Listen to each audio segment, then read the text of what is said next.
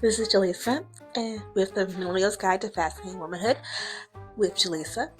I am so glad that you're able to join me with this episode. Today's episode is about one of my favorite movies. We are diving again back into the Fascinating Womanhood film club. So join me with a classic. It's actually not just one movie, it's a series of movies. I'm going to focus on a few scenes that all combine to show us a wonderful woman by the name of Nora Charles. And if you're familiar with the Thin Man series, you definitely want to dive into this episode. So sit back, relax, get a lovely cup of tea while we review and react to the Thin Man series.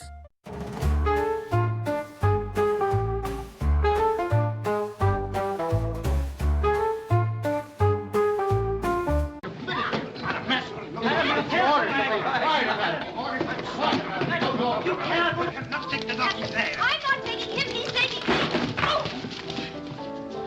Are you hurt, madam? Madam. Oh, women and children first, boys. Say, what is the score, anyway? Oh, so it's you he was after. Hello, sugar. He's dragged me into every gin mill on the block. Yeah, I had him out this morning. Oh, I thought so. Oh, this is Tommy, my wife. How are you? How do you do? Tommy, I don't usually look like this. I've been Christmas shopping. Madam, I'm afraid we shall take the dog out. Oh, it's all right, Joe. It's all right. It's my dog. And, my wife. Well, you might have mentioned me first on the bill. This is actually one of my favorite movies of all time. Doesn't matter any era, I love the Thin Man movies. Not just the first one. Actually, I think it goes in order because there's 6 movies. This is the order for me that it goes into. 1, 5, 2, 3, 4, 6. That is the order of the movies I like. 6 I could do without, honestly. If it was just a top 5, that would be the one that would get off the list. There is a reason it's the 6th and last of the movies, but I am a really big fan of the chemistry of the actors, Myrna and William Powell. And not only do they star in these 6 movies under the Thin Man series, they star in an additional 8 movies, combined to be 14 movies.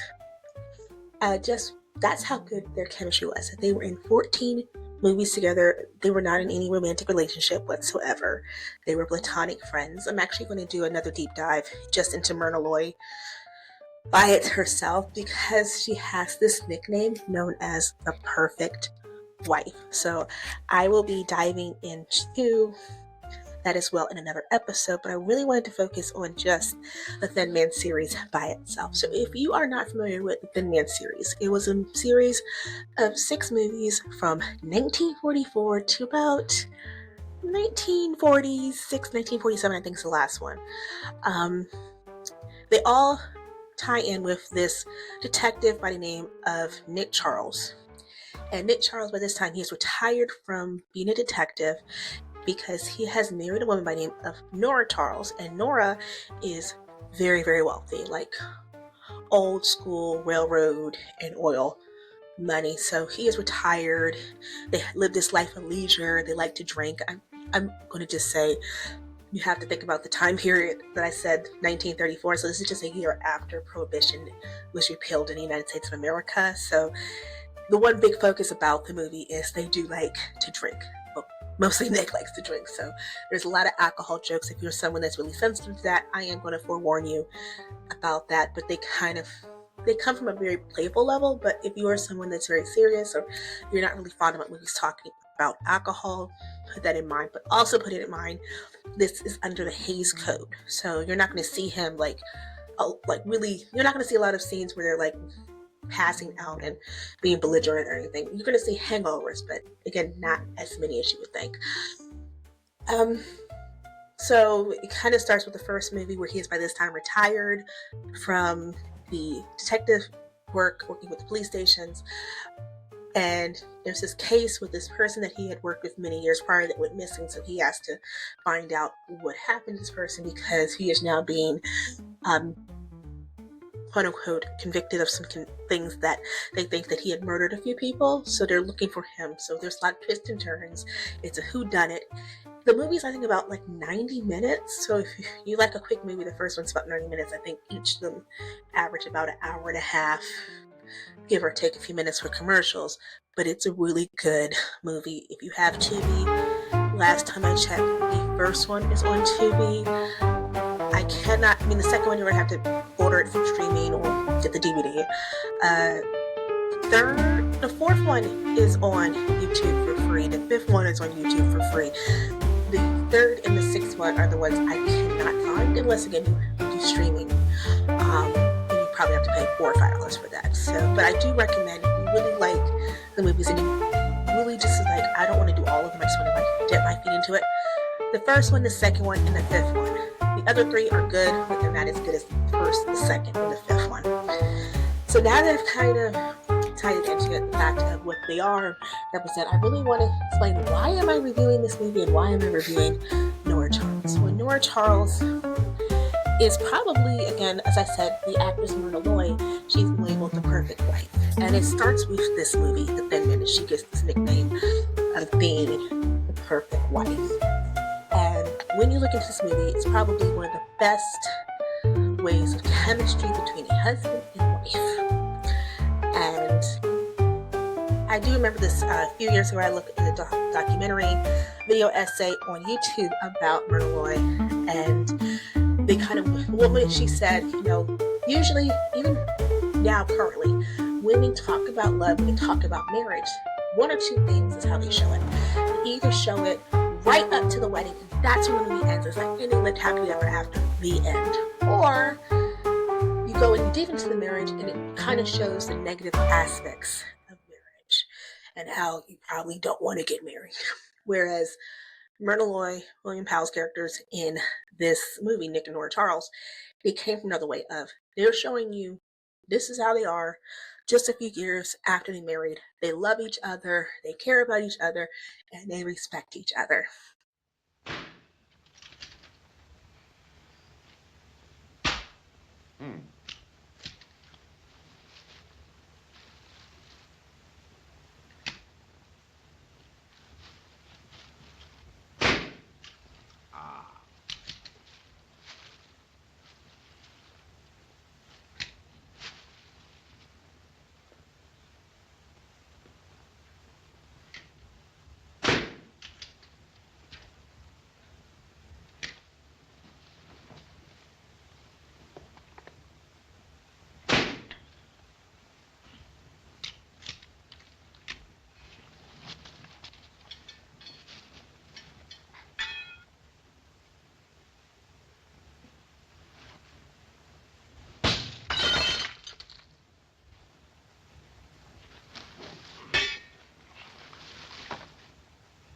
Well, I hope you're satisfied. Huh? Where am I? You're not in a shooting gallery. But sugar, this is the nicest Christmas present I've ever had. You act as though it were the only Christmas present you ever had. Say, where'd you get that wristwatch? It's a Christmas present. Yeah, who gave it to you? You did? Well, you must admit I've got pretty good taste, haven't I? You finished with this?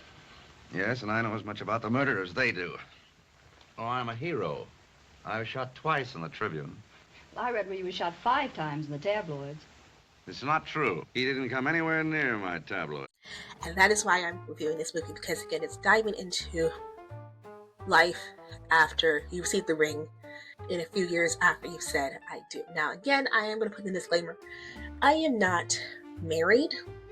If you really want to do a deep, deep dive into Nick and Nora Charles' characteristics and why they would make, a really good ideal couple from their from movie perspective, there are a couple of historical movie books from people that really are, that's what they study, that's what they teach, is about movie history. So I'm going to put those books in the description of this podcast episode. You can order from YouTube, Audible, Kindle, wherever you find your books. Barnes & Noble. Might even be able to find them at a used bookstore or two. But let's start with Nora Charles. So here's a few characteristics when it comes to the Fascinating Womanhood principles that we can really learn from Nora Charles. First thing is, she understands her husband, she understands men, and she admires him.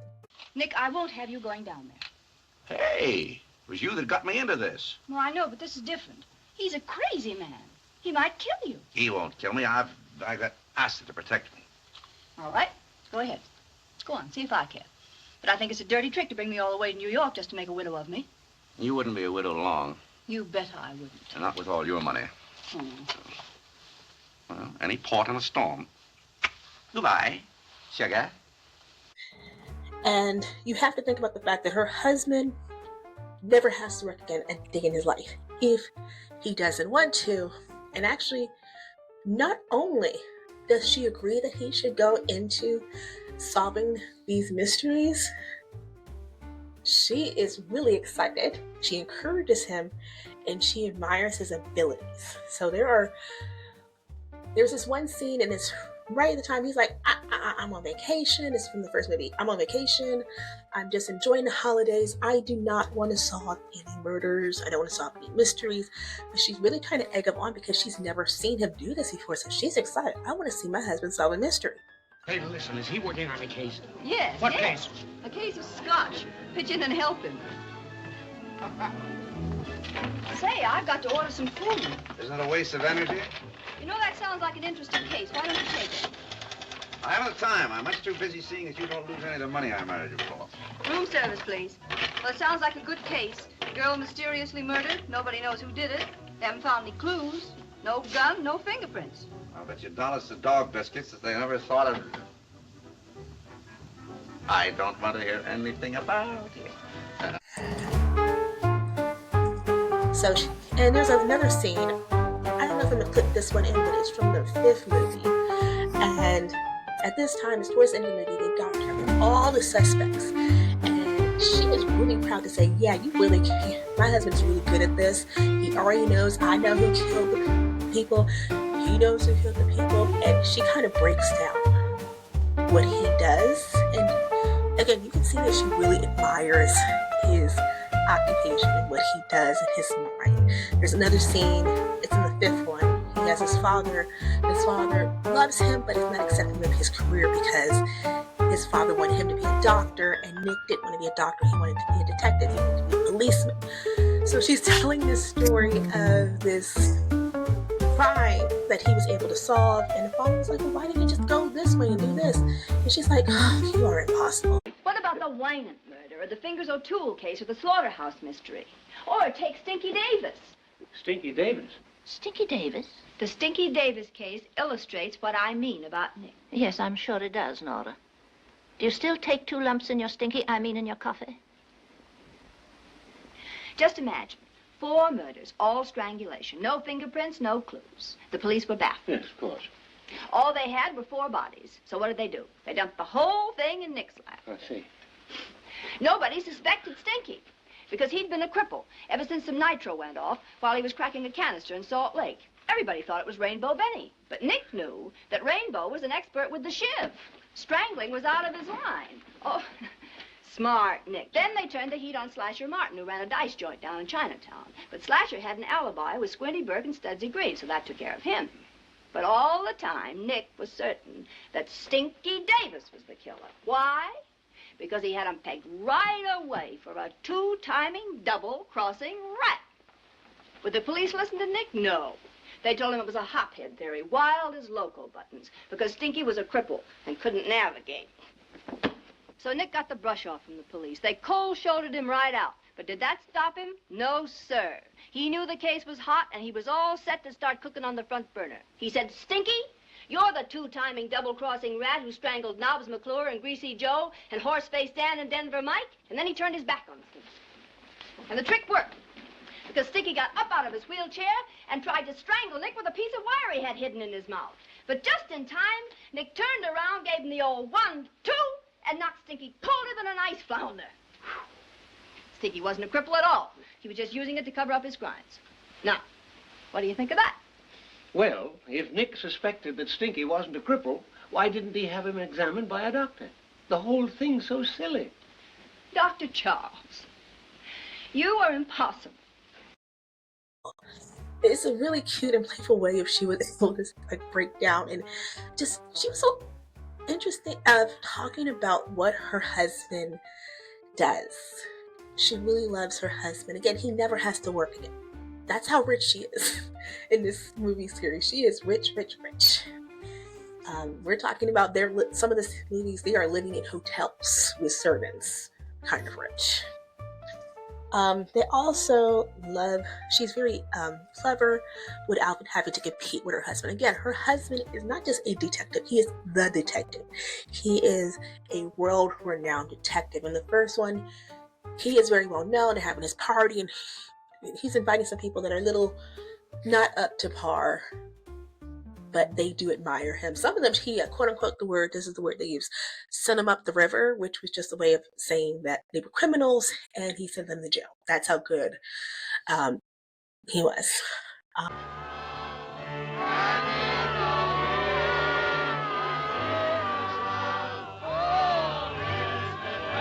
please, no, don't do that. It's pretty. I want to talk to Ma. So you think you're a fighter, eh? So what? So listen, wife.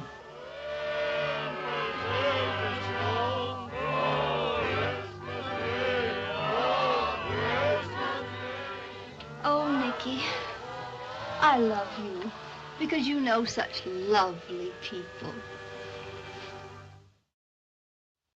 She's not trying to be a detective. There are scenes where she's trying to go with him to the crime scene, and he has to find a way to get her out of what could be harm and danger. There's this one scene, she's like, no, I'm gonna go with you whether you like it or not. So he flags on a taxi, pushes her in the taxi, tells the taxi, go to such and such place that. Taxi! May get a bit rough, maybe. I think you better let us go alone. Catch me letting you go alone.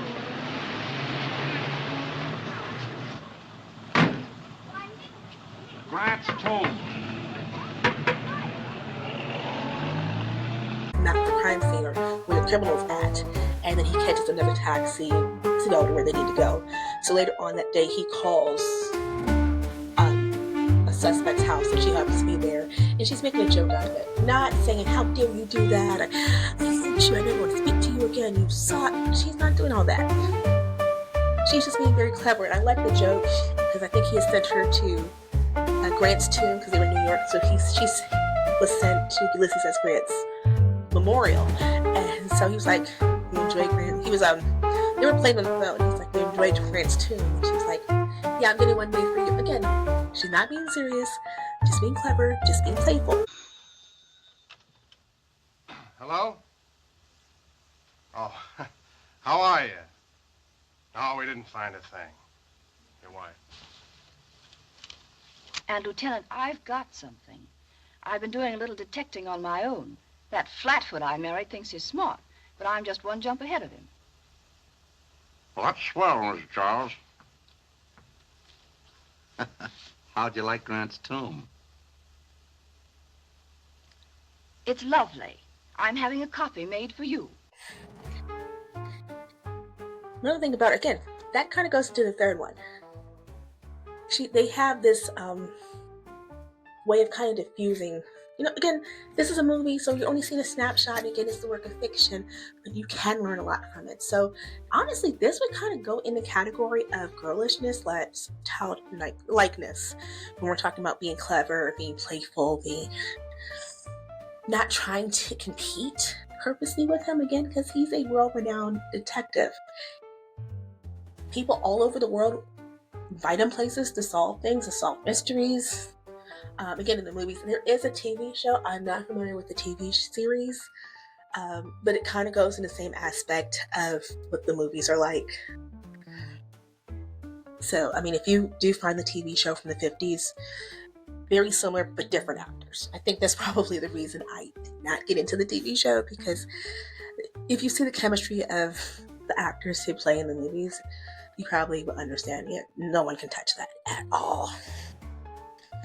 And fourth thing is, she is emotionally comfortable in his presence. Again,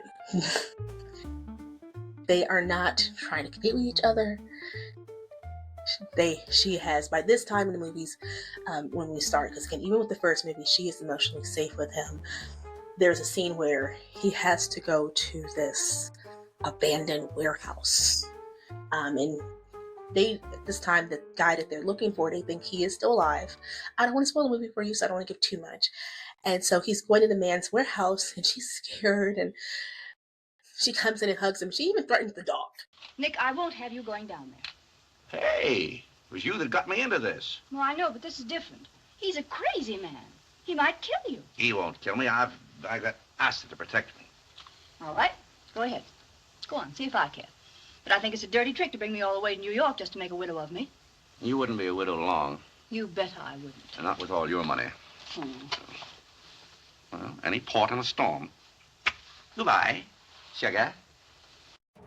The reason she has to threaten the dog, she's like, you get him in harm's way, you're never going to tell again. The way she does it, you can see again, they admire each other and she is safe in his presence. And I think for my ladies like me who are desiring to get married or on the dating market, looking for someone, the one thing I think we should look for is someone that we can be safe around. So when we have our rat filters up, let's look for that safety. Let's look for that comfort. Let's look for that ease. And then most importantly, again, she understands her husband. And by understanding her husband, she's able to guide herself into her femininity. Again, she's not trying to compete with him. She understands kind of who he is. Again, one of the things about this movie, he likes to drink. She likes to drink. It's a bit... alcohol, sadly, I don't mean to say it like this, but alcohol is like a starring cast member in this movie. And again, this is Hays Code, so you can only do but so much. And I think, inebriation is probably one of those things that you just couldn't go overboard with. So she was accepting of who her husband was, that he wasn't overly drunk. He liked to take a little sip here and there. She understood the fact that he liked to do certain things that probably wasn't highbrow society. Again, she was probably went to finishing school and taught to be this debutante lady. And she is able to still bring that into her marriage. But she understands, hey, he's going to want to go to boxing matches. He's going to want to go to the track. And I'm not saying to, hey, gamble your money away. I'm not saying that. I'm just saying she does understand the lifestyle that he came from, and that is still a part of him. She is not begging and pleading for him to change. Actually, I think she kind of enjoys it.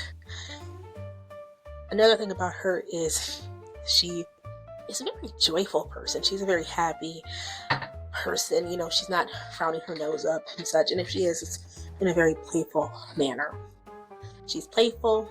She's a very desirable lady. I will say this, there are a few scenes in the movie where men are like, oh my God, she is beautiful. She's gorgeous. I think there was one scene, and this kind of comes into playfulness. She's at this restaurant. I think they're trying to find a criminal or some sort, or get some questions of some sort. And so he's there, and he sees this table, and there's just men all around the table. And he comes up and he sees his wife with a gaggle of men around her. And he makes a joke about the fact that she is contagious. She plays with him with it, and all the men just...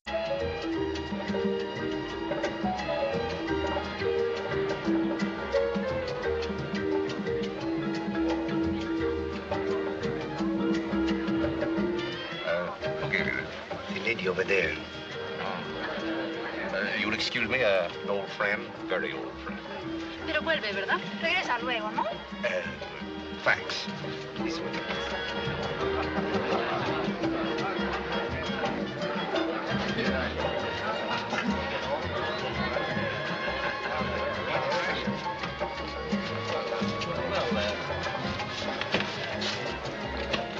Now, Mommy, you know better than to come to a place like this your first day out of bed. What if the health officers find out? They'll put you right back in quarantine. I won't stay in quarantine. I don't care who catches it. I must be going. Good night. Good night. Good night. Yeah, like she's not jealous of him. He's not jealous of her. They understand each other. They're kind of in sync. Because there's another scene, first movie. He has this lady that's talking to her when they first meet, and so he makes a joke like, "Oh, that's my daughter. You know, it was a funny time." She understands his joke. Pretty girl. Yeah, she's a very nice type. You got types? Only you, darling. Lanky brunettes with wicked jaws. Do not take no offense in this. And then there's later on in that movie, that same girl comes to the house. She walks in on him in the bedroom, hugging the woman, like, and she's crying. And rather than like taking the girl's hand and throwing her around, he sticks his tongue out. She sticks her tongue out. She knows because this girl probably thinks there's something going on with her father, so she understands what is going on in the situation. I don't know. Where'd you get this gun? I bought it in a pawn shop. Is that another lie? Oh, no, Nick, that's the truth. Oh, Nick.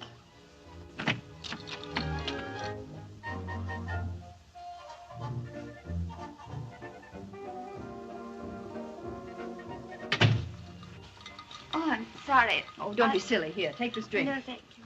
What about... To kind of read the room. I think that's one thing about her. She can read a room. She's secure in her femininity, and she's secure in herself. And if there is one thing we can take, two things we can take from her. She's playful, and she understands her husband and herself. Those three things. So not two, that's three. I'm going to put some, just like I created for It's a Wonderful Life, I am going to make a movie guide so you can go a little bit more deeper into The Thin Man. I highly recommend this series. I wish I had done this before the new year, because if I had done this just before the new year started, there is a tradition on Turner Classic Movies. Honestly, I don't have TCM anymore because I don't have cable. I don't know if they still do this tradition anymore, but they used to every New Year's show all 6 Thin Man movies. I think starting like 8 o'clock at night until like the New Year until the morning. It's a really good movie. If you can find it, I did tell you some places, definitely streaming services. You can probably go on Amazon and get the whole DVD collection, because I know everyone is back into the physical media and getting DVDs. So check if your local library has it. Check if there's any streaming services. I know Tubi has the very first one. The 3rd and the 5th one are on YouTube for free. You didn't hear that from me, but I would say look into it. So again, I will make a movie guide that you can follow it, and usually at the end of the film club discussion guides, I kind of give you some party tips. So if you want to bring some other ladies into the discussion, you guys can take these guides and you can have your own little parties. I think this one I'm going to add in some recipes for mocktails, because again, I told you this movie is centered around drinks. They are the other Nick Charles, Nora Charles, the dog Asta, and then spirited drinks. Those are the 4 main cast members of any of the Thin Man movies. So I'm going to add in some recipes for some cool mocktails, not apple mocktails. Sorry, I'm over here spirit free, especially because it is still January. So happy dry January to everyone that celebrates that. But again, some little party ideas and such, so you can have your own Thin Man party. Maybe pick 1 or 2 of the movies, make it a double feature, and you guys can discuss whether you do it on Zoom or in person. There's some questions that you can kind of really deep dive into, but I do recommend looking at all of the movies. Again, thank you for joining me here on the Millennial's Guide to Fascinating Womanhood with Jaleesa.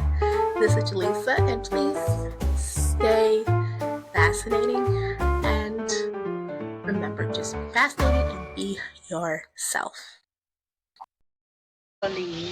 Baby, the sun rises in the east, it sets in the west. If it's 12 o'clock in New York, Nicky, automatically it's... Nicky, put Asta in here with me tonight. Oh, yeah?